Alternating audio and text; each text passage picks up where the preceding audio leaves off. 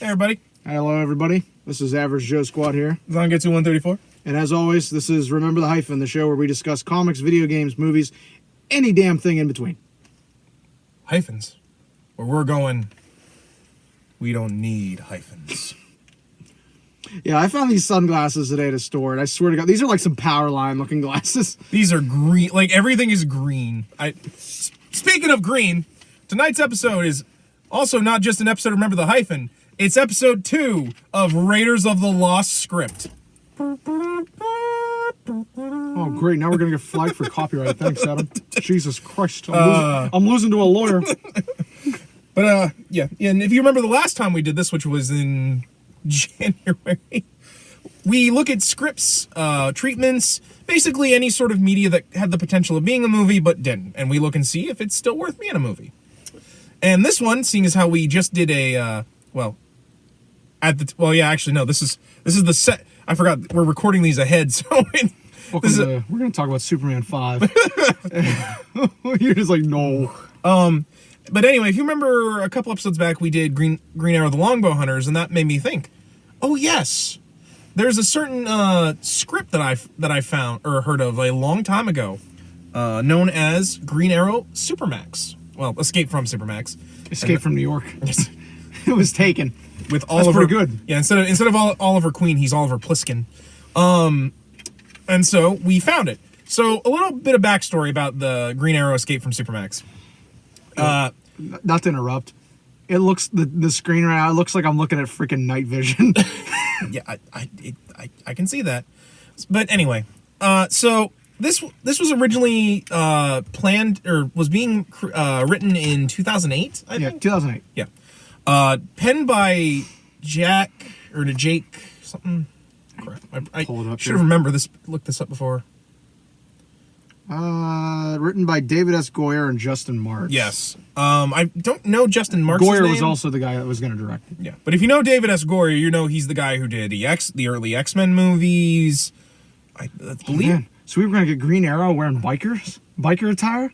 No, to be fair, what he wears in this is pretty solidly Green Arrow. But basically, I think he was looking for something to do for DC. Particularly, I think also this was just after them doing The Dark Knight. It was, but it was pre DC. Yeah, this is pre Green Lantern too. Well, no, this is before the MCU, the DCU, the Arrow TV show. This was back in the Wild West of superhero movies. Back when Spider-Man 3 was the hot shit. When Spider-Man 3 was the hot shit, like you said. And I'll defend Spider-Man 3. We all will. I will defend Spider-Man 3 to a point, but like back then, people were like, "Oh, this is amazing." I think I can't remember what it was like back then, but I was in grade school back then. So, well, to be fair, I was like 18. I was like, "Oh, this is awful." But to be fair, I've said a lot of things were awful when I was 18. But anywho, so Goyer and you just said the name, I can't think of what it is. Marks. Decided that they would write. He wrote the script. Goyer loved it and actually tried to push it through DC for years. In fact, I think I read somewhere that they actually were talking about this in a magazine of some sort. I want to say Entertainment Weekly. It was probably Entertainment Weekly, as well as both of them, I believe, did some interviews for MTV. Yeah, I do remember the MTV thing. He's bringing that up. And they were like, "No, this is going to be amazing. It's totally different from any superhero movie you've ever seen." And then it got shelved. I don't exactly know why. So many other good projects. Superman Lives. To be fair, that looks really good. Which version am I talking about? But like Kevin Smith was like, I'm just gonna. He knew he wasn't gonna get it. Yeah, so he's like, I'm just gonna put everything in there I want. And I think he was hoping that like the script would get pared down to like the stuff that he wanted to do. I remember the doc he talked about. He's like, I wrote it purely for this fucking Batman cameo halfway through. Yeah. We'll talk more about that when we actually get to that script sometime down the line. I actually would like to get to that, honestly. I might. The next time we get to it, it's going to be a matter of which one do we read. Yeah, or maybe we'll just we read all of them. Getting back to this. A thing to point out real quick, just kind of shortly before we dive into what the real plot of this is. this was something that got pointed out in a little bit of stuff I read, kind of as background info. Yeah. But it was also a thought I had while I was reading the actual script. It feels a lot like Arkham Asylum, both It the really, game really and does. Arkham Asylum Serious House on Series 30. Yeah, It really does. feels a lot like that. And for those that don't know, I'm sure most people played Arkham City at this point or know about it. Arkham Asylum, Serious House, and Serious Earth was basically, as usual, the inmates get control of the asylum and Batman has to go in there and put it down, basically. And then there's also metaphors for vaginas thanks to Grant Morrison. It's all horseshit. Oh, no, that's Alan Moore. Well, That's to be Alan fair, Moore. he would have thought it was all horseshit. No, he thinks Alan Moore's a baby, so it doesn't matter. But that was something I was kind of glad to see. I guess I felt validated that. Yeah. That I was like, man, this feels a lot like Arkham Asylum. yeah, no. And then I said Arkham City before, my bad. Arkham Asylum. I mean, they're both super prisons. You gotta They're both basically the same premise. Yeah. But it really feels a lot like that. Like there's a lot of villains in here, and I think that was actually a really big strength of this script. Oh, yeah. Was that there were so many villains in it that not just the A class, Yeah. you had the B level, the C villains. You had guys like Merlin, the Pied Piper. Like there was going to be a Joker Easter egg after the, Heath Ledger got himself killed. There's a Riddler Easter egg in there too, I think, because I think there was like something written on a wall that says Enigma was here. I don't want to talk about any goddamn Riddler trophies. Leave me alone. Still haven't beat Arkham Knight because of that. Granted, there is a few Green Arrow villains, like I said, Merlin. I think Blockbuster's in here. Oh yeah, the Blockbuster is in here. But but basically, Because that was a big point. Of, they even mentioned Lex Luthor's in there too. Yeah. Well, when I did my background research, there was also a lot of speculation as to what kind of a role he would have. Would he actually be in it? Would it just be like a cameo or like kind of like setting something up for the future? So that was kind of up in the air. I can't remember offhand if he really had a big part in the script. I don't think he did. Really isn't. He's just mentioned in it, like. So it probably more than anything, if they hadn't gone back and wrote in something for him to do, it probably would have just been like a cameo or like a little bit of an Easter egg reference for people. I think he's mainly in there to establish the hierarchy of like the prison suits. But we'll get to that when we talk more about the actual plot, because that's again, I think that was a big strength, and to me, it kind of is a strength I feel like it would have shared with the Harley Quinn animated series. There was a lot of basic references that, while there's stuff in there that, like basic, and I use that term pretty loosely, basic comic book people would know. Like if you just know the basics on the ground, you would obviously know who some of these people were.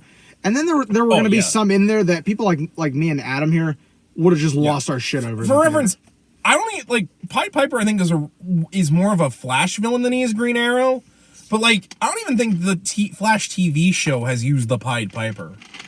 Like, they're too busy using Speed Force villains every other season. Which is a shame, because I think they did do the Rogues at one point, and I'm like, but I like the Rogues. Like, I like Captain Cold and Golden Glider. I've barely watched anything Arrowverse that's not Supergirl or Batwoman. That was one of the pleasant things when I read this, because, like, for one, Oliver Queen in this is pure Oliver Queen. Yeah. He's liberal. He thinks of himself as a modern day Robin Hood. He's jokey. But he's like a badass. Like it really solidifies that this is Green Arrow. In my opinion, a lot more than the Arrow TV show, where it makes him more of a Batman. Basically, ripoff. you can tell that when they wrote this, they understood the character pretty well, and it really shows in just how it comes out in the writing. Honestly, if I were to make a Green Arrow script, that's how I would write Oliver. He's very much Oliver.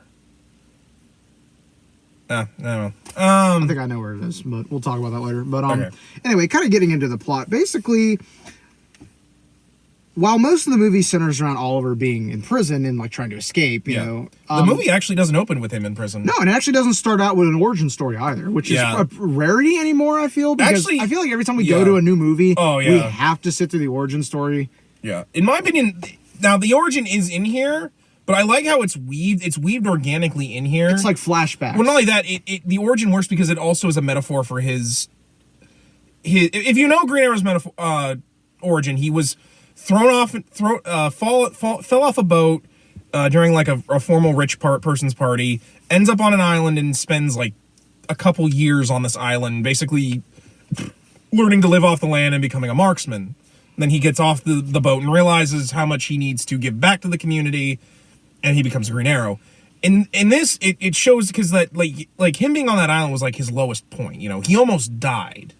You know, he had to learn how to live off the land. He had to become a great marksman, and it really works because it comes in when he's at his lowest point and realizes that he's been here before and he can pull himself out again. Yeah, it reminds me a lot of when Daredevil was thrown into prison in one of the comic runs and he had that same kind of that same trope. Yeah, where like he's at his lowest point. He realizes he can pull himself back up because that's what makes him a hero. Yeah. But yeah, basically, how the movie starts is I believe it's a United States senator. Yeah.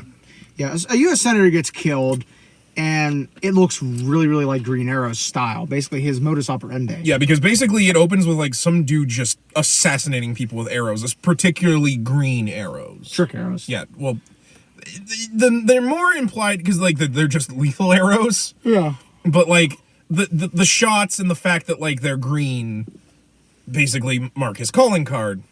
Yeah. And they also think it's like a political assassination because he is trying to get through Checkmate's anti-metahuman agendas and basically wanting to make a prison and basically a police force to monitor and arrest metahumans for when they go rogue, because basically like ordinary prisons cannot keep metahumans locked up, which in my opinion would actually makes a lot of sense to me. Like realistically, they would need to have like some sort of prison to hold metahumans, particularly those whose superpowers are too dangerous traditional prisons, or they can be kept with regular inmates. Unfortunately, it's being ran by Checkmate. Now, if anyone who's not a DC fan, Checkmate is basically their equivalent to Shield, more or less. Would you say? Yeah, basically. Ran by Amanda Waller, who in a lot of ways is like Nick Fury, but less actually a patriot. Less likable. Less likable. Depending on, like, sometimes I don't mind Amanda Waller. Like, I like her more when she realizes the folly of her ways. Everything I've always seen her in, she always just gives me this really bad taste in my mouth, basically. Well, to be fair, I like her in Justice League Unlimited, where they make her actually become less of the Waller you see in comics traditionally. This Waller reminds me more of Batman Assault on Arkham, where she's basically just a bitch. Yeah. So while all this is going on, however, Ollie is at a formal event for Queen Industries, basically. Yeah, he's about to give a speech, when basically he hears that this guy's been assassinated. Yeah. So, he ends up ditching the party, shows up, full costume, bow and arrow, and he's standing over the guy's body when a SWAT team breaks in. Yeah, and he realized... Like, SWAT, they're putting one-on-one together, like, okay, it's him, let's go, let's get him. Yeah, and so Ollie actually fights his way through the SWAT. He does, like, the script really does a great job of showing how, like, he's just wailing on these guys. He's pulling like shurikens and stuff and using them when he can't get his bow cocked up. And eventually he realizes though that like the SWAT have him surrounded. This is a setup. Yeah. So he drops his bow and he looks like, he's caught, which smash cuts to him being in the police headquarters and his, I guess, like, press agent / lawyer. It's mentioned in the script that he's a lawyer. Yeah. Comes in is like, like, this is assault and such, and then it shows that apparently Ollie is like just all chained up and doing and like I think they actually hung him upside down too, because they're like, yeah, we had to chain him up like this because he literally like incapacitated half our boys before we were able to taser him enough to knock him out. So they end up they show the trial, and the trial honestly is pretty shit showish. Yeah. It's like a kangaroo court almost. I would argue. They're there. They are half of them already think he's guilty. So, and it ends up with him being sent to this prison called Supermax. Real quick before we get into there's also basically another guy that's trying to steal or trying to take Ollie's company away from under him. So it's kind of implied that this was all set up to frame Oliver so that in order to get control of the company. And that probably the judge was either on his take or was one of the police commissioner or like one of the police guys, because they find Oliver's basically arrow cave or quiver, Because basically they go into his apartment and they find this arrow on the wall and they, like, I think move it or something, and it reveals just this cache of all of Green Arrow's weapons and such. And so they're like, our job just got a lot easier. And so basically Oliver knows he's on his way to his way to the super jail. What's actually really funny is that, well, it's not really about his vigilantism, it's more about the murder. Basically there's just a congregation of people who are actually, like, fighting for, like, that's, like, they're protesting outside the court that they should let Green Arrow go. They're holding candlelight vigils because basically they're like, there's no way he did it. Well, not only that, like, if he goes, who's going to look over the little guy, basically? Yeah. And so it's kind of Spider-Man-ish in a way. I actually really like it because, like, if there's any superhero in the DC universe that people would rally behind, I'd argue it's Green Arrow, just because of the fact that he is such a fighter for social justice and the downtrodden. And so basically his lawyer's like, you're going away for life for Supermax. I can't fight this. And so Ollie's like, don't worry, I'll get out. I've been in worse straits. But he's like, you don't understand, dude. Like, you put half the prison away yourself. Like, well, you know, if I've gotten out of worse straits. Like, Oliver kind of treats this like, you know, I'll get out and he kind of just shrugs it off in his typical Oliver Queen style. Yeah. And so basically they show him getting wheeled to this airplane, and basically the checkmate guys are like, particularly I think one in particular is apparently, like, on who we later find out is on the tape with the evil CEO. Yeah. He's like, any last words? And it reveals that Ollie snuck the keys off somebody. Like, basically be like, so anyone want to place bets on how quickly I'll get out? And then they, like, fill him full of tranquilizers and throw him in a box and just ship him to the Supermax prison. Yeah. I actually love that scene in that, because I'm like, that is amazingly funny, and at the same time, like, shows in a way that it's you could tell it's a pretty serious moment, but at the same time, it's got some comedic flaws. Yeah, where it shows Oliver's like, you guys can't keep me. I'm Green Arrow. I'll get out of here. Yeah. Now getting into here, this film actually goes a lot into explaining how, like, airtight this prison is.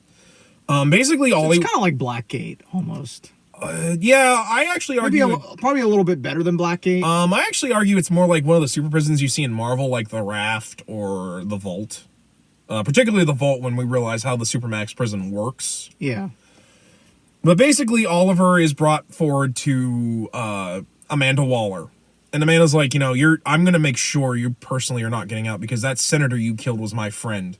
So already, I'm like, oh, so you already have a hate boner for Green Arrow, and you're going to torture him a lot. Good to see you're always on the up and up. Up and up, Amanda. You know, from the camera angle like this, it looks like this isn't actually my arm. Buzz, can you give me a hand here? Oh, ha ha. And so basically, Oliver is stripped of his clothes, and they put this chip in his arm. Well, we find out kind of similar to Suicide Squad. Yeah, almost. it's like it's like the bomb they put in their necks. Only instead of a bomb, it's basically a pacification collar, basically. If they have neural neutralizer, basically. Basically, if they detect you doing anything that's, like, mildly, like, too much, you'll receive a terrible shock. Basically, the whole thing is, like, there's cameras everywhere, and, like, it's impossible to not be on camera. But it also I think somehow limits the amount of power metahumans have. As we're going through this, Oliver meets a metahuman criminal who could phase through walls, and basically, if he does it on, like, because he'll do it on accident, because, like, it's a muscle, basically, you know, like, if you have the ability, you'll forget, like, you can't go through walls, and you'll just phase through it because your body will do it for you. Like, I think Kitty Pryde actually has that sort of thing where, like, she will just pass through walls, forgetting that you know, there's doors and such. And basically, like, he's allowed to use it for, like, an hour, I think. I think they're allowed to use their metahuman ability for, like, 1 hour in the rec hall, basically. Put him out in a prison yard, basically. Give him some exercise. Yeah, any more than that, and you'll basically receive a shock. So, Oliver's then stripped of his clothes, given his prison uniform and a pair of sneakers. The sneakers are important because, like, they come in later. They explain how they give him no traction. and he is walked naked through the prison yard, and through the prison's chambers to his cell, and we get the traditional, all the prisoners like, oh, fresh meat, that scene that's in every. I'm gonna make you my bitch, Quinn. Yeah, like that's in every. Basically, it's this really stereotypical prison scene that we always see in a prison-related movie. It's a trope, basically. Yeah, I mean, to be fair, that does happen. Yeah. It's at least one of the more realistic tropes. In particular, he's passed by a much more incarcerated prisoner that Quinn put away named Icicle, who I think has the ability to cover himself in ice. I think he's made up for this film because I don't know a character named Icicle. But basically, the dude's like, you were the reason I'm in here, Queen. I'm gonna get out of here, and then I'm gonna have fun with you. And Queen just doesn't like it. He tries to make it look like it doesn't faze him. So basically, he's put in his cell and told to put on his clothes, and he meets one of the other inmates, who has electric powers, but thanks to his inhibitor chip, he can't like electrocute Quinn. But he shocks the dude, like, showing that like these villains kind of are treating this like we will eventually kill you, because Quinn doesn't have any metahuman abilities. He's only in here because basically he's that skill like no prison could actually hold him. He's a patsy, basically. Yeah.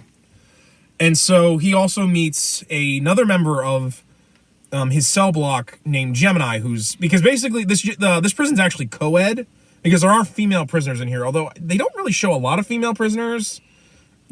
They show a member of this like Nazi, like neo-Nazi group that Queen fights later, has a woman in it, but other than that, it's just this woman Gemini, who we find out how her abilities work later, but just keep in mind her name is Gemini.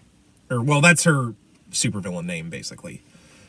She meets him, and tells the guy, lay off, this is his first night, he should at least, And so he talks to her, he looks around his cell to see how he could possibly get out. Because basically he's like, all right, I'm in here, I gotta start thinking about how I'm gonna escape from this place. And basically, they're like, you can try, but like not many people have been able to, like anyone that does, gets shot or killed with the inhibitor collar. So basically, he gets to his first night and Quinn's sleeping on his bed, and all of a sudden he feels it move. So here comes another caveat on this prison. Basically, all the cell blocks, every night, will eventually move all the cells around. Basically, it's like all the rooms are on arms, and they shuffle the arms around. Basically, they make it impossible to get familiarized with the room. In fact, Gemini's like, don't worry, that happens, I think, once every couple of days. I think later on they say it changes every night. And later they find out that there actually is a pattern that is like, it's every 9 days the pattern is like a certain pattern. So Gemini even says, don't worry, eventually you'll sleep through it, which I'm like, that's gotta suck.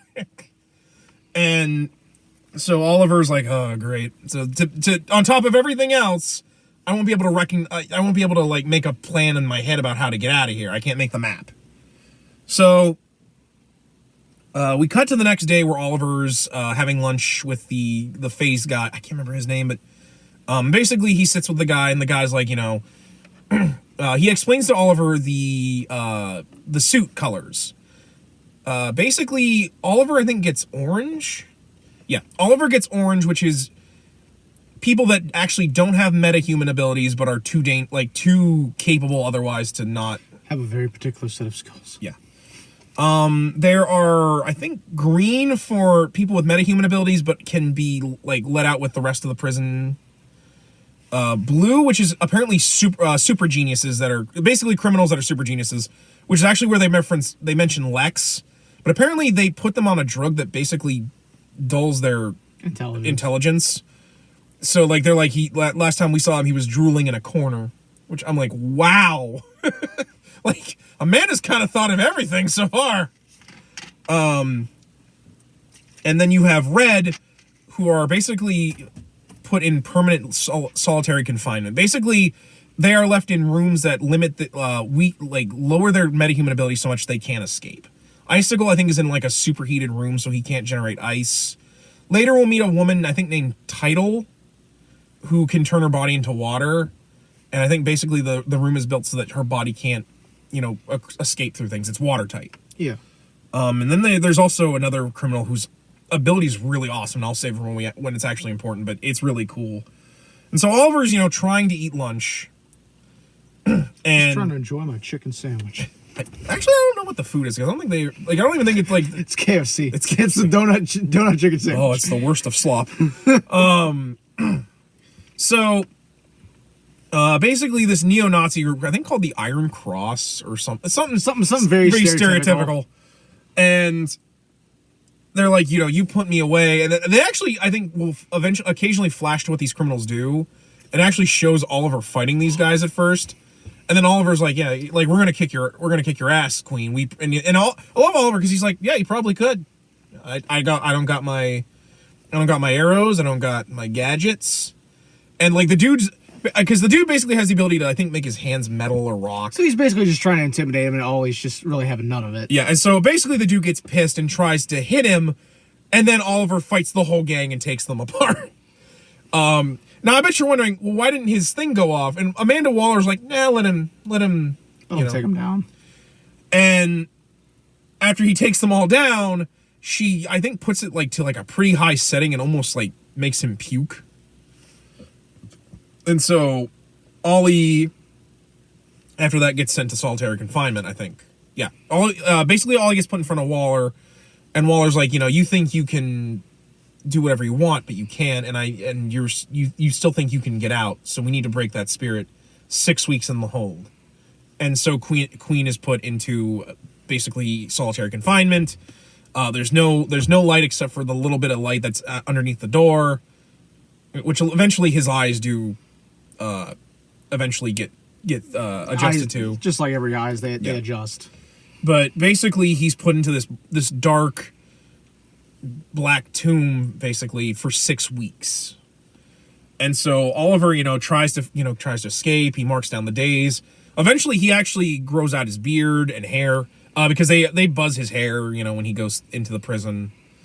And it kind of shows that Oliver gets really into a low place because he's like, I can't get out of here. Like he even he tries to kind of escape whenever the door, the little door that they put the food through goes in, but then they shock him when he tries. The guards clearly enjoy doing it. Which typical guard trope. Yeah. Meanwhile, while this is going on, we cut back to the lawyer who is Queen's friend, who we find out was actually on the take of the corrupt businessman, and that he's actually because Queen asked him to make sure that he couldn't have access to Oliver's money and his company, try to stall him for it, and it turns out he's not. We basically find out later on that basically he actually pushed Oliver off the boat in his origin, and that he's been trying to get rid of Oliver for years because he was supposed to take over Queen Industries when Oliver was killed, thrown overboard.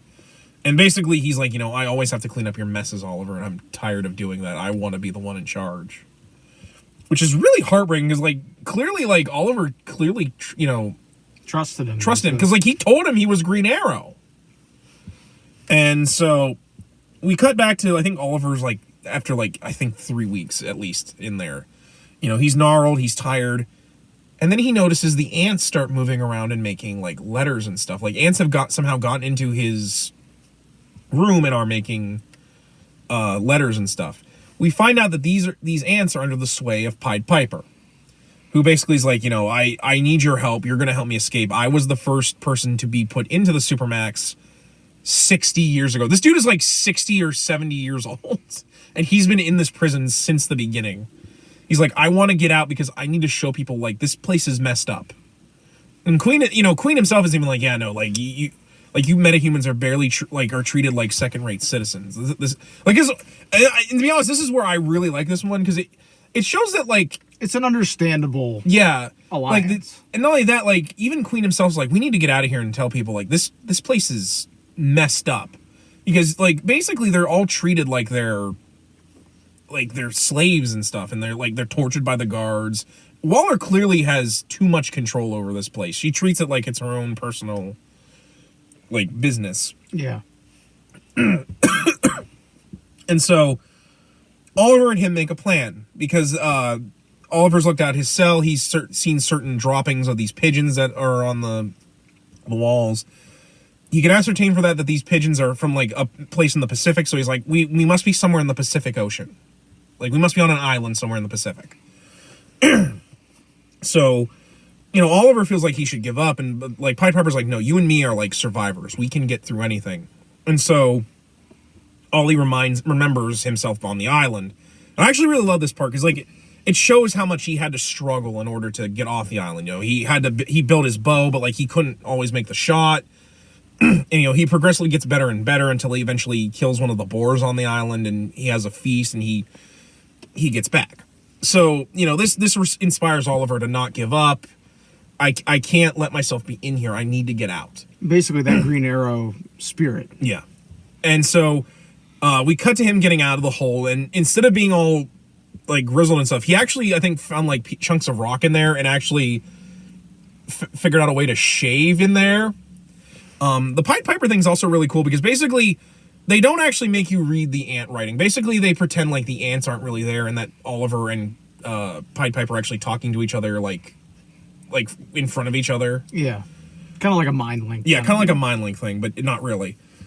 So Oliver gets taken out and he's returned back to his hold, and he winks at Gemini like, you know, I can do this.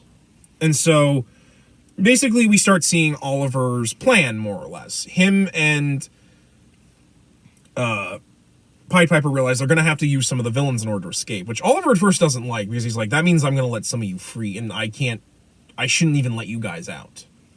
Because some of them are dangerous. Like, for instance, Blockbuster, one of his most known villains, which is weird because I thought he was more of a Nightwing villain, but there's probably some bleed over. There's probably some bleed over because Blockbuster's just a mafia guy.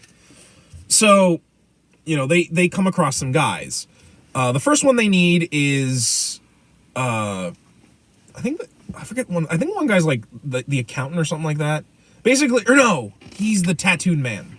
Basically, he can create tattoos that he can send out of the prison because basically they check him for tattoos, but he actually has the ability to smuggle supplies and he can make new tattoos. So he smuggles in supplies. The other guy is this, I want to say he's like from India, or like he was some sort of foreign nationality, but basically he can turn himself into Data. He's in there because he blacked out New York, I think during New Year's, and they want him to basically, they need to fashion some way to put him into Data and then put him into the security system so they can black out the prison. Yeah. So basically Oliver's got pretty much a team, but they're going to need a way to get...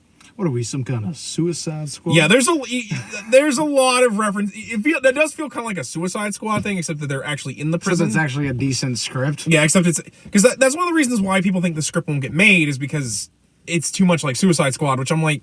This is better. This is better. Well, this is better, and it's not really like completely about the villains. It's more about Oliver, and he needs these villains' help to get out. Yeah, the enemy of my enemy. Yeah, not only that, like Oliver's starting to realize, you know, I can't just send these people to prison because like the system is also corrupt. I need to be able to stop these guys, but I also need to make sure that these people, you know, get justice served fairly. Yeah, which actually, again, is perfect for Green Arrow. This will not work for Batman, in my opinion, because Batman's like, nah, like I'm gonna take all of you down one by one, and I'm gonna enjoy it. Yeah. I was a boy, and now I'm a bat. So they get a couple people together, and then they meet Tidal, who she's in there because she literally created a tidal wave that took out like an island or something like that. Yeah. And Oliver at this point is like, no, I'm not letting her out. She is too dangerous. And Piper's like, you don't really have a choice here. Like you don't have a whole lot of options.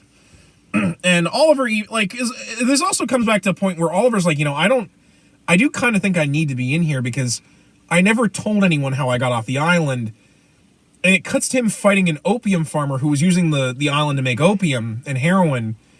And basically the dude attacked him and he didn't have any choice. He killed the dude. Which, to be fair, I'm pretty sure if someone found out he did that, like, it was self-defense for one. Yeah, that's apply one court of law. And not only that, like a lot of people could be like, you weren't really in the right mind when you were on that island. You were desperate to escape, and you were against someone who was going to kill you. Yeah. But basically, Pied Piper's like, but you changed yourself, and you were willing to change to become a better person. Don't you believe some of us can do that? And basically, Green Arrow's like, all right, I see what I get it. I see your point. I see your point. And so basically, they've got a crew going. And Gemini has been watching them this whole time. Basically, Gemini wants to go with Ollie because, basically, she was put into prison, and her daughter, she's not allowed to see her daughter. Basically, she wants to get out because she wants to see her daughter, and because her daughter sends her pictures, but she wants to actually be able to see her, even if it's just a little bit. But Waller's like, no, you're not getting a chance to escape. So basically, they've got all the stuff. Oliver's come up with a plan. He first figures out how... He actually makes a map by basically ripping cloth until he can make himself a map with the strings. Which, I'm like, that's really intricate. I don't know how you could actually do that. But basically, he's like, all right, I figured it out. Because I think he can judge by, where he is by, the view of outside. He's like, basically, every 9 days, the pattern actually is the same. So on on a certain day, 9 days from whenever, that's when we'll escape, because that's how I know where we are. Unfortunately, he's not just getting everything ready. He's on a clock he doesn't know about, because basically he's managed to survive in the Supermax. The evil businessmen expected him to die in there. They didn't expect him to live. But if he's alive, not only is there a chance he can get out, as unlikely it is, but apparently they can't give Queen Industries up without his signature unless he's dead. So they're just like, okay, just kill him. Yeah. So they send in the Loose guy. ends Yeah. need to be tied up. So they send in the guy that they used to frame Oliver, a classic Green Arrow villain known as Merlin, who's basically an evil Green Arrow. Literally, he's an expert marksman. Kind of like Reverse Flash, almost. Yeah, kind of like Reverse Flash, or I think Hawkeye has an evil brother. Yeah, his brother is evil. I think his name's Longshot or something. Barney. Oh, well, I meant his Oh yeah, I think it's Longshot. Yeah. But anyway, I'm not too familiar with Hawkeye. Yeah, I know stuff about Hawkeye. I don't know his villains. So they send Merlin in. Basically, they let him get caught, and the corrupt basically security guard sneaks in a wire for him, which we find out later he's going to use to, much like Oliver, he's breaking stuff apart, and he's basically putting the components together he needs to make an arrow, a bow, a quiver, and arrows, because he's going to kill Oliver. He wants Oliver to know who it is that kills him, because Green Arrow meets him on in the rec area one day, and Merlin's he's like, you couldn't have you wouldn't have let yourself get captured so easily. Actually, no, they actually show him coming in much like Ollie did, naked with and Merlin's like, I got paid to kill you. I think he flat out states, I got paid to kill you. Because basically he's like, I have nothing to hide. I'm gonna kill you. I'm gonna kill you, and I'm gonna get paid. Why is it? Because you want to prove that you're the greater bowman or the greater sharpshooter than me? And Merlin's like, I am. You took my identity. I'm the best. He literally is doing this because he wants to prove he's a better archer than Green Arrow. And I'm like, all right, I guess that's what we're doing. I mean, to be fair, yeah. He's not the main villain, so I'm like, you know what? It's like in Daredevil where Bullseye's he made me miss. Bullseye. Yeah, but it's kind of stupid, but at the same time, understandable. Yeah, it makes sense because I'm fine. We're gonna have two archers in this. You might as well give him something Give him a challenge. Give him a challenge. So, so now we have this, the fact that not Gemini and Blockbuster both know Ollie's plan, and they want in on it. Which Oliver doesn't even want Blockbuster to come in because Blockbuster is the most dangerous, basically. So Oliver convinces the phase guy to help them get out, because not only that, his phasing ability will let him help them find a way out and like I think unlock a door or something like that. But basically, Oliver gets the data guy into a makeshift, basically I think like an MP3 drive or whatever, or USB, some kind of like a thumb drive, some thumb drive. So they get him. He gets him out and finds some place to plug him in, and he shuts off the power, which means not only is like the security down, like all the doors open up, all the inmates are let out, and the inhibitor chips are turned off. So basically, these metahumans who have been unable to use their powers, they get out and they're all pissed. Yeah, and they're like, all right, let's let's fucking party. Yeah, like I don't even think they want to get out. They're like, Waller's gonna put us back in. We might as well have a little fun before we do.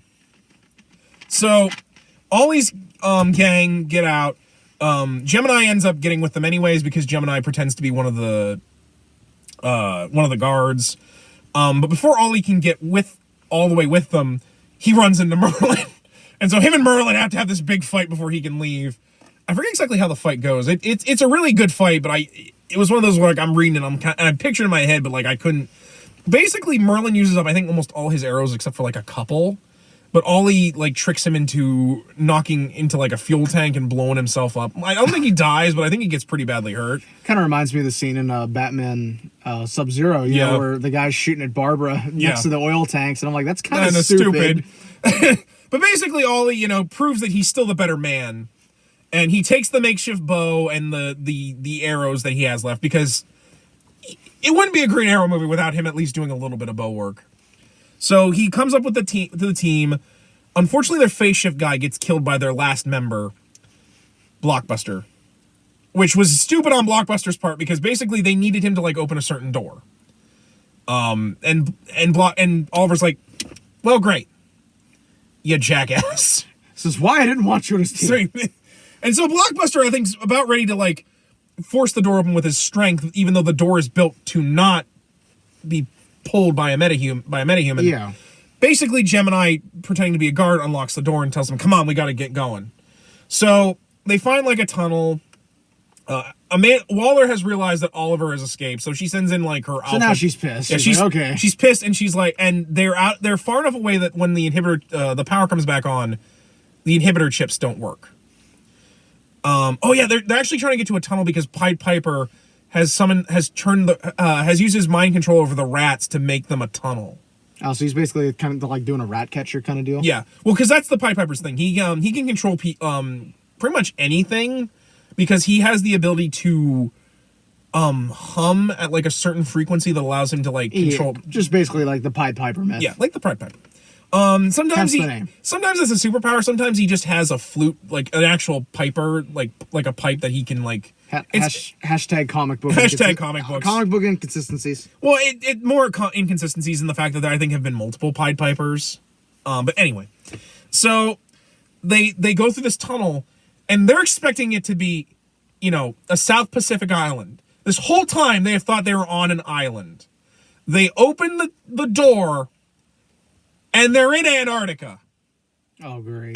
Yeah. I remember reading that, and I'm like, well, this just got harder. Shit.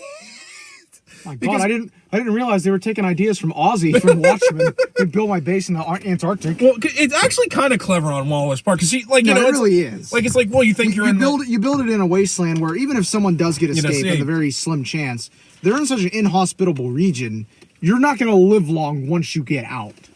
Yeah. So basically, Oliver's like, okay, we got to figure out, like, we got to find, like, he's trying to figure out a plan.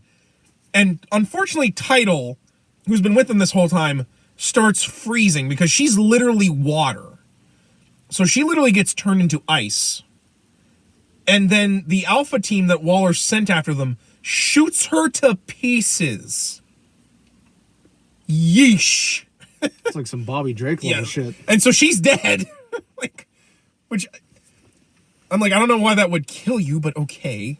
Unless you literally cannot be changed from liquid to, which I'm like, what water? It kind of reminds me of ink. Like even if there's one little piece of ink left, like she should still like be okay. But basically, they're being chased by these guys, and I love it because they actually describe the vehicles. I'm like, oh, so we can make toys for this later.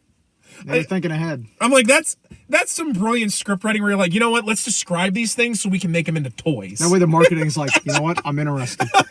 Gentlemen, before you had my curiosity, but now you have my attention. No, I was reading through this. I'm like, oh, so this is the toy sales. So basically Oliver's like, we need to go. So they get into this fight with these guys, and I think they cause one of the helicopters to explode. I forget exactly why, but like they do that, and they get some of these like snow bikes, and they steal some of the coats and stuff off these guys, and they ride off. Because basically, it's better off they just try to run, because it's better than getting caught, because Waller will probably like execute them or something. Because Waller is that kind of a corrupt politician. So they drive as far as they can on the bikes, because basically the bikes only have like a day's worth of fuel. Probably because it's a contingency, so that if someone does get this, they can't go far.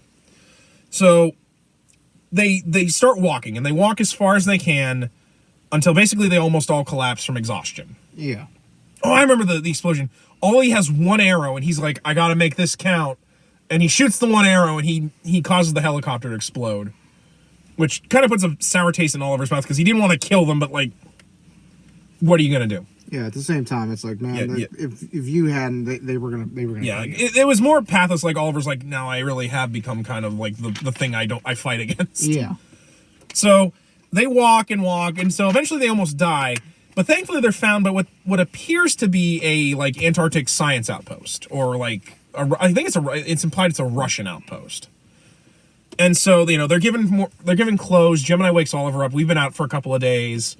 They've been making us food and such, and they all kind of relax and try to figure out what their next move is. Basically, they know they're close enough away that there's like a shipyard, basically like a supply outpost for like all these science places. If I remember correctly, the Antarctic doesn't have any military bases or anything like that. It's purely science outposts. It's mostly science. The Nazis had one there during World War II, but yeah. It's usually so in hospitable region. There's no point in having a base I know there. we have like missile bases at the North Pole, I think. I can't remember. But from what I remember from like, because I know people who have discussed how like they shouldn't have guns and like flamethrowers, and John Carpenter's the thing, because if they're in the Antarctic, you're not supposed to have like war weapons.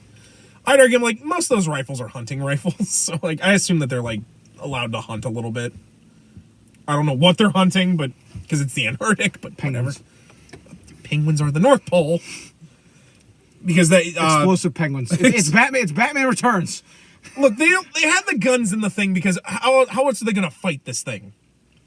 The flamethrower too, because like literally this thing is a living mass of cells. The only way you can kill it is to burn it. Oh no, they got the budget. Yeah. But anyway, so Oliver's chatting with this guy and his son, which like they're talking, and like the son keeps kind of looking at them weird, because like they think he knows that they're escape, which I don't know how they would figure that out, but like Blockbuster and Gemini look the way they look. I guess Pied Piper, even though he's an old man, looks kind of suspicious. Oliver was found with a bow and arrow. But basically Gemini's faffing about this base, doing whatever, and she sees that like the walls are lined with C4 that is rigged, and she's like, oh crap. Basically, she realizes we need to go. And then Blockbuster, I think, kills the old man, or attempts to kill the old man. And like Pied Piper's like, dude, they literally gave us like do not shoot your messenger here, dude. And then I think the son shoots Pied Piper, because it turns out this isn't a science base. It's yet another checkmate outpost. These guys are actually hired soldiers for checkmate. And so because of course Waller would do that. I don't know why Waller would do that. In my opinion, this scene would either get cut or changed to actually be a science outpost. Yeah. Because like it's a little much. So basically it's just a little too convenient. Yeah. So basically I think Blockbuster knocks out the father and then punches out the son. And they're like, we gotta go. But unfortunately, Alpha Team is once again on them, or what left of Alpha Team, and they start shooting the place up. Basically, like Blockbuster runs. He's like, you know what? I'm gonna bail. I'm gonna take my chances. I'm gonna take my chances. And he goes down like this one area. Meanwhile, Gemini and Green Arrow with Piper, and he's like, you're gonna make it. You're gonna get out of here. And Piper's like, no, it's too late. Just promise you'll tell my story, and promise you'll tell them that Supermax has to end. And then he dies. So Oliver and Gemini are basically the only ones actually left. And so they're like, all right. Oh no, there's Icicle too. I forgot Icicle is in here. Isn't Icicle dead? No, I forgot. I totally forgot Icicle was in this, because Icicle helps them get out. Icicle is alive because he actually is with them on the boat. Oh, I got Icicle confused with Typhon. I forgot about Icicle. Basically, Icicle comes with them because like Icicle's like, I want to kill Oliver, but like I can't do it in here. I gotta get out. I'll get out first, and then I'll kill you. So first, I'm gonna kick your ass. Yeah, basically, like first you're gonna help me escape, then I'm gonna kill you. So Icicle basically convinces Gemini and our Green Arrow, we gotta go.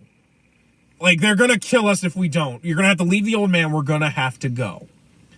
So as they're trying to make their escape, Waller's like, they're in there. He's like, yeah, but our guys are still there. Blow it up. But our guys, I don't care. Kind of reminds me of KOTOR with Malik telling Saul Karev, just bomb terrorists. I don't care if our troops are on the ground. Just bomb. Yeah, which I'm like, okay. We'd be killing countless innocent civilians, not to mention our own troops still on the surface. It's like, I don't care, blow them up. It's weird for me to. I'm like, Waller. Like, it's a little extreme even for you. Yeah, but I mean, to be fair, this Waller's kind of psychotic. It's like she literally sits in like a big room and just watches them all day. It's kind of creepy. Yeah. But. So they get out.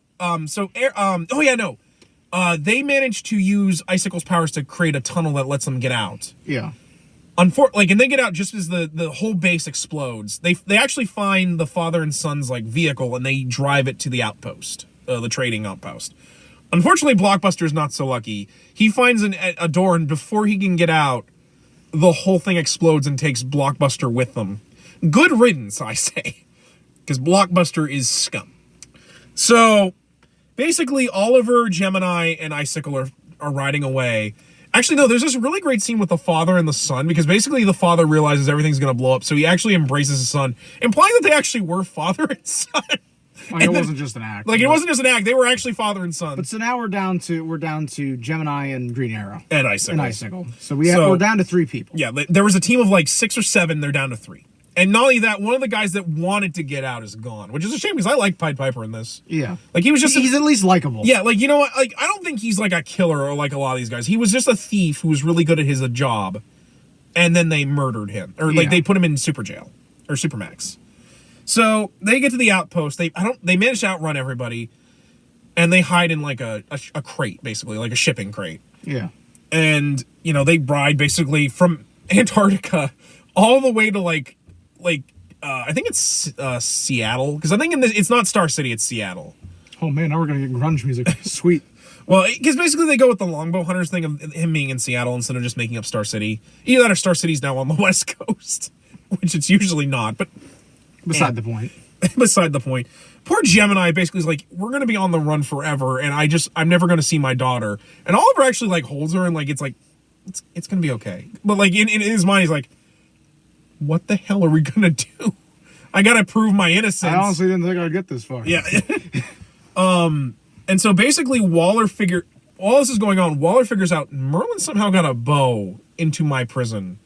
So she finds the security guard that's on the take, straps him into a chair, and puts the inhibitor chip into his arm, and just starts dialing it up, and basically he's like, I'm gonna torture you until you tell me tell me the actual truth.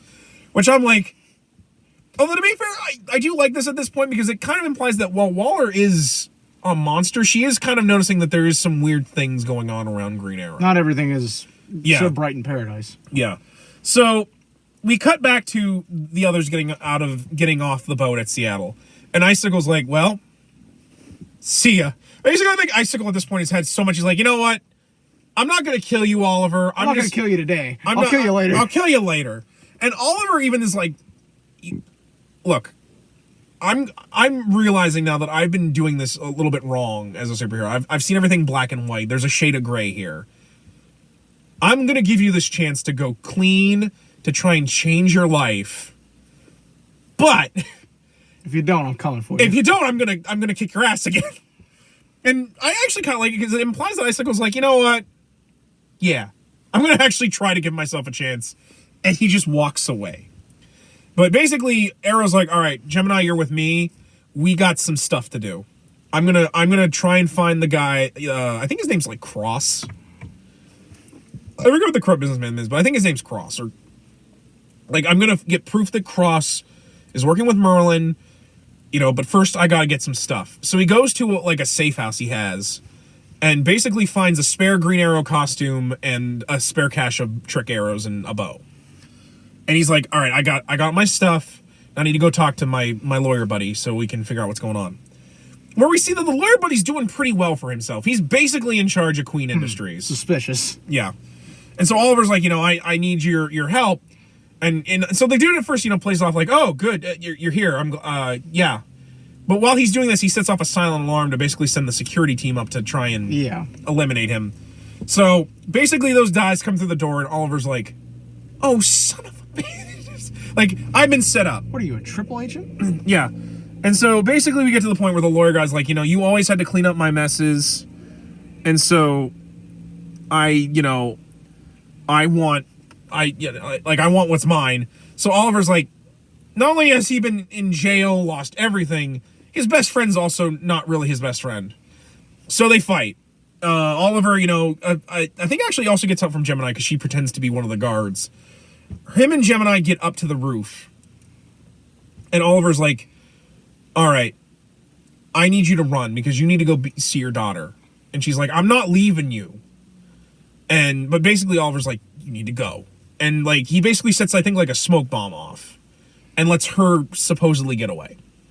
I say supposedly because there's a twist in the script that's amazing, but... Oh, there's a plot twist? You don't say. But basically, Oliver is once again surrounded by checkmate guys and arrested again.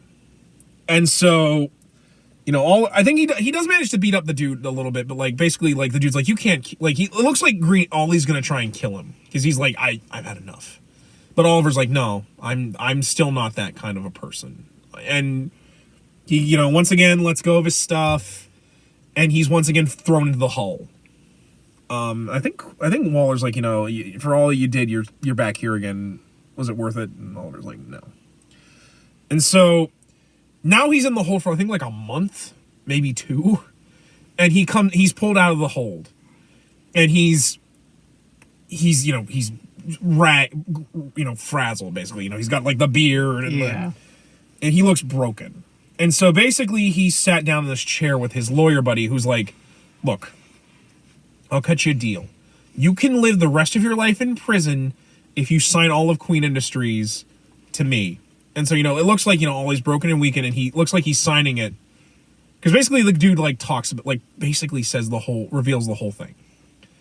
So Ollie looks like he signs it. I think he puts it over to him, and it reads, I think, gotcha, I want to say. And it turns out, you know, he's like, what? Like, you're really doing this till the end? And then the door opens, and Green Arrow comes through the door. It turns out that the Green Arrow that was caught was actually Gemini, who used her powers to turn herself into Ollie. And Ollie's like, yeah, thanks for basically telling the whole plan. And now I get my stuff back. And so the lawyer's like, no! Yeah, I think he even tries to kill Ollie, but Ollie just decks him out. Just decks him the fuck out. And so they actually cut to the police trying to get Cross. And Cross is like standing at his veranda, realizing that he's lost everything.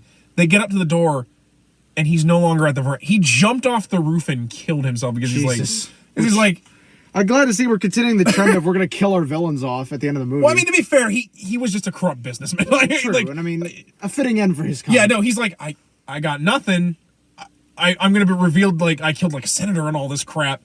Which is life in prison. Yeah, life in prison. So he's like, nah. And... I want to say it's an act of terrorism, too. Yeah, and I think the lawyer, I think, gets sent to actual prison. He even, like, tries to freak out, like, oh, you got to help me. And Oliver's like, I'm not going to help you. You're going to prison for the crap you did to me. And unfortunately, Gemini gets arrested, too. But, like, I think Ollie kind of like, you know, just, I'll help you out. I promise. First, I got to take care of some things. And so, basically, Ollie and Gemini tell the whole world about Waller's prison And the government's like, let's shut we're gonna shut this down. This is a media firestorm waiting to happen. Yeah. And I assume the president's like, oh, Supermax is fake news. Actually, no, that had nothing to do. Actually, no, this is 2008, so it'd be W. We are at a crossroads here with the axis of evil. The axis of evil. He said that once. Don't. I know you were in elementary school, but I was a high schooler. People misunderestimate me. That's not even a fucking word. First off, misunderestimate is not even a fucking word. Me and my wife and Condi. Me and Condi. we are not in affiliation with Checkmate or. Bring me a taco. I can't believe I'm referencing something so dated on this show. It's funny as fuck. Now that we've devolved the episode into let's make fun of George W. To quote Robin Williams, the George W. Bush Memorial Library. It's going to be really interactive, which I think is code for not so many fucking books. We're only going to have some of his great quotes up in a wall. People misunderestimate me. And mission accomplished, just big bold letters. The question is our child learning?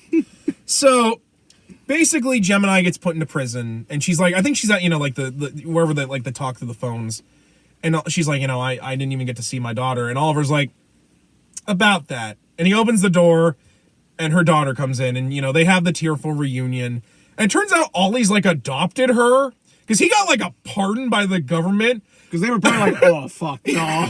Like, he gets his company back, they completely waive the fact that he's a vigilante. I'm like, he's gonna vigilante again, guys. Basically, you've encouraged him to do like it. Giving Batman a pardon. Like, fuck, he's just gonna do it again. Yeah, no. You basically that night even he's gonna do it. Yeah, no. I bet you that night Oliver's on the street fighting gangbangers and drug dealers and pimps and slumlords, all kinds of shit. But anyway, so basically, Ollie's like, I'm gonna take care of her. I've got the money. I can take care of her. I'll put her in schools and stuff. And once a year, I'll be able to let you come visit her. You'll be able to visit her. And don't worry, I'll work on. I think it kind of implies that he would, try to make it so she can see her a little bit more. Yeah. But it's a step in the right direction. And I really like that because in my opinion, that was the best way you could have Green Arrow in this movie do something really good for this villain. Yeah. Honestly, Gemini is probably one of the least evil of the group. Basically, she just uses her powers to steal. I think a big part of this film is that given how many villains we're dealing with and how many characters, it's really a shame that this didn't get incorporated into the DCEU. Yeah, I know, because this would have not only worked really well as a movie, because it's a really solid script, and with the right acting, oh yeah, this could have been a great movie. Oh yeah, just the amount of characters and stuff it incorporates into it. Yeah, it would have been a great setup for countless other movies. Real quick, let's just wrap the ending up. Basically, Oliver's going to Super Joe because I think he's or Supermax because I think he's. I keep wanting to say Super Joe like it's the Adult Swim cartoon. Super bad. It basically is. Yeah. Basically, Waller's being cuffed and sent to federal prison, and she's like, I thought you were one of the good guys, Oliver. Even though she thought he was the one that killed the. Yeah, I'm like, okay, that's. I guess you're like Oliver's like I am still the good guy, but what you're not. Yeah, what you're doing here is wrong. You're treating them like animals and people that need to be behind bars 24/7. This is not right. Especially because some of those supervillains, I'm like, some of them rob banks. Yeah. It'd be like sending Stiltsman to Alcatraz. He's Stiltsman. Sending fucking Kite Man. Yeah. To Max prison. Bro, he's just Kite Man. Yeah. He's harmless. Once you take this kite, he's just a criminal. You think I'm a joke? I mean, don't you? But basically, Oliver's like, I'm still Green Arrow, and I think I've realized that there needs to be some changes with the way I do things. And basically, the film ends with Oliver realizing, the crusade is not just changing. I need to start working. You need to evolve with it. Yeah, I need to evolve with it. And that's where it ends. And I'm like, and then Green Lantern happened. And then Green Lantern happened, which we're gonna review at some point. Yeah, at some point. So yeah, that was Green Arrow Supermax, and honestly, it's a real shame this didn't get made. Yeah, when I found this, I was like, it was late at night, and I'm like, it's 110 pages, 116 actually, And I was like, all right, I'll just read like half of it. Because I remember you texting me, you're like, holy shit, this is actually good. Yeah, cut to 4 hours later, I'm like, I read the whole thing. It was really, really good. I'm really ashamed this didn't get made. If I were to say anything would get cut, I'd probably say if they were going to cut stuff, I might say they would probably maybe shorten like the whole him being in prison, or not him being in prison. You could even do like a montage of it. Yeah, like we're not the prison thing. More, I was gonna say like cut down like him outside of prison. Like I probably would have said, you know, maybe cut the banquet thing. Even though I think the banquet thing is important, but like if they were directing this movie, there probably would be some things getting cut. Yeah, and I feel like the banquet would either not be as prevalent, or it would literally just cut to Oliver like. But then I don't know. They probably cut some of the littler things like Waller constantly watching, like, but like I don't know what else they would get really rid of. It's a pretty tight script. It really is. Compared to some of the scripts we've read, this one was really, really put together well. Yeah, this is certainly better than Dazzler. Of course, again, that was a treatment. That was a treatment, so that's not even necessarily that fair. Fair. I might also say they probably, depending on how they were writing this, if back then, since it wasn't like being like an overall like DC movie, they probably would have taken a lot of the references to like the greater DC universe. Unfortunately, I actually was kind of surprised we didn't see Electrocutioner in here, especially because Electrocutioner's actually him and Count Vertigo, because they're arguably his biggest villains. Probably we're saving him for a possible sequel. But then it's Electrocutioner, and I doubt most people know who Electrocutioner is. Count Vertigo, I know they would, especially because Count Vertigo was in the Batman the Animated Series. But actually, him and Clock King. Batman stole both of like Green Arrow's like best villains, because Clock King was also a Green Arrow villain. Honestly, I don't know if really much would have gotten cut or changed, really. I don't really think you need to cut anything, honestly. Well, I think with the right pacing, you know, they could obviously have sped some stuff up, but I mean, overall, I think it's such a tight and well put together script. I don't really think you need to do much editing to it. Well, no, I'm just thinking about like producers and stuff, what they would have changed or. Like I said, since the writer is also the director for it, I don't think there would have been that many. I almost don't think. Well, yeah, but like I said, a lot comes down to like the various people that put things into the film. Yeah. I do love what they talk about his costume. Like I love the crossbows on his wrists that he uses like as grappling hooks. That was really cool. I like a lot of the action scenes that they portrayed in this. Like. They're very kinetic, and they use not just his archery skills, but also like his hand to hand, like that. Oh, I know a scene they'd probably cut, the scene with him and Blockbuster in the bath. Yeah, they'd probably just cut that out. Because like, there's really no need to like actually have him just fight Blockbuster. Yeah. But otherwise, I think this is really good. Who do you think you would cast for some of these? I wanted to say this might sound kind of stupid, but I could honestly see Brad Pitt. As Ollie? He would have been great as, because I mean I'm thinking of like I watched Mr. and Mrs. Smith recently, and just he would be great. He would have been great as that. You know? Yeah, no. Does that mean we have to get Angelina Jolie to be Jedi? I mean, I really wouldn't have anything against it. But no, to me, I'm like, he fits the role as described. He could have pulled it off really well. I'm trying to think who I would pick for Waller. And that's a little hard because I sadly don't know a lot of black actresses that I think would fit the role. Probably could have just got the one from Suicide Squad. Yeah, we could have just got the one from Suicide Squad. I mean, I know it's a cheap out, but I mean, to be fair, she was really good as Amanda Waller. She really perfect. Was. Maybe the lady who did the voice casting or the voice actress for Amanda Waller from the DC AU. Yeah, that could have worked. She could have been pretty good too.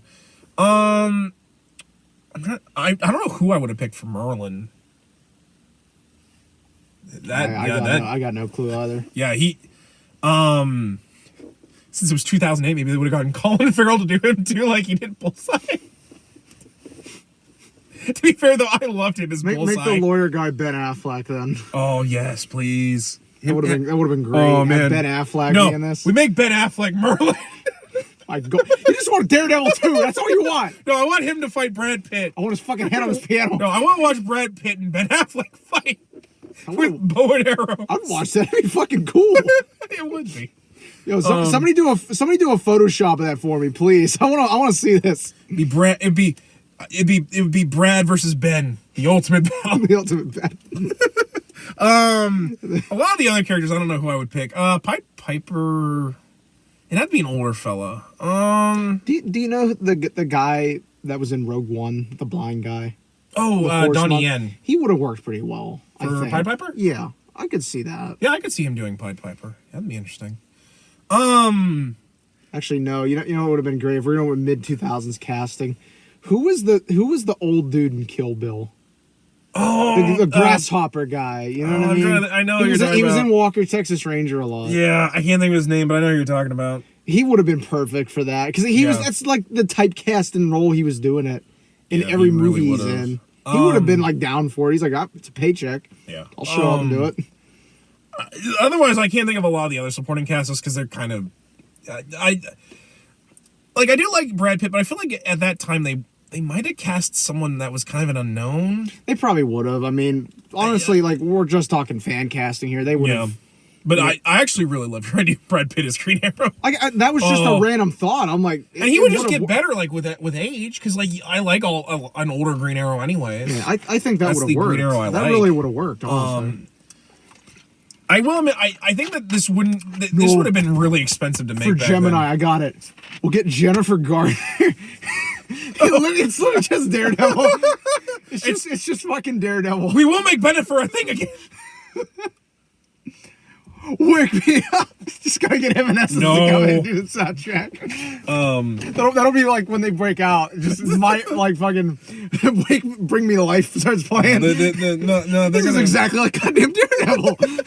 What's that making? What's next, man? No. Since this is 08, you know who would have done some good soundtrack? He would have been Nickelback.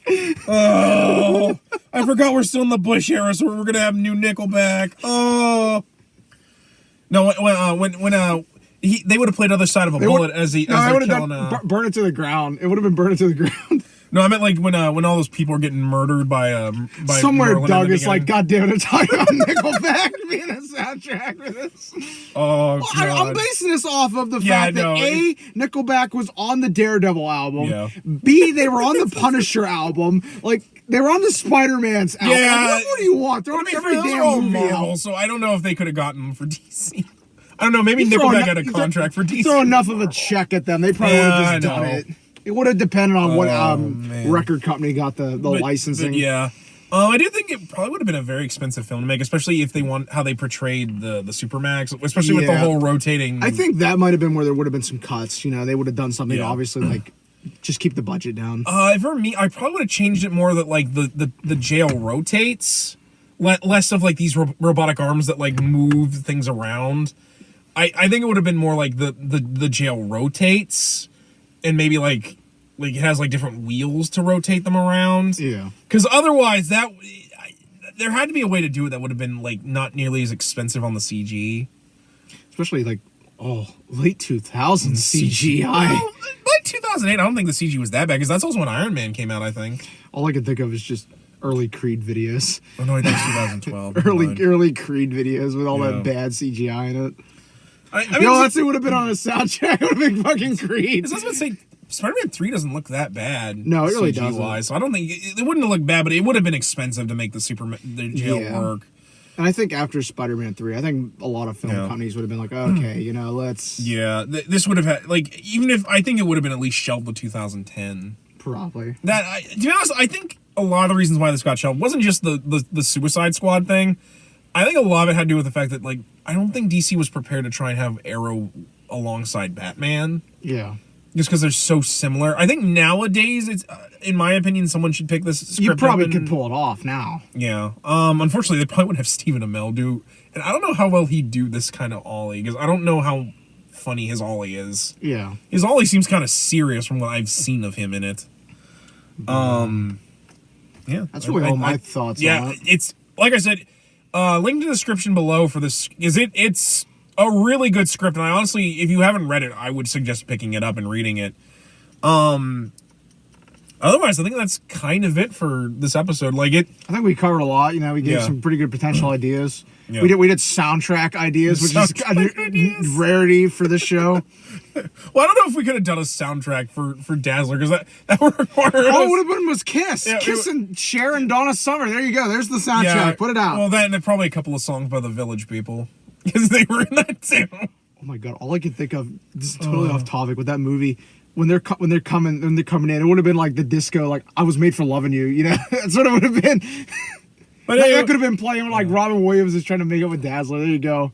There's the soundtrack. Speaking of 70s, come back next week when we review the 74 Wonder Woman movie. Which, if you haven't seen that, it's on DC Universe. Check it out if you want. It's only an hour and a half, but it's pretty bad. As of recording this, we only got halfway through. We're like 45 minutes in. It's so bad. Oh my God. Like at points watching that, I've honestly forgotten that it's supposed to be a Wonder Woman movie. I'm like, this is nothing like Wonder Woman. We'll get into that when we actually review the movie. Yeah. But anyway, guys, I think that's going to wrap it up for this episode of Remember the Hyphen. Like I said, next week we'll be looking at Wonder Woman 74. Until then, guys, I'm ZonGetsu134. Average Joe Squad here. And as always, we ask you, remember the hyphen and take care. Take care.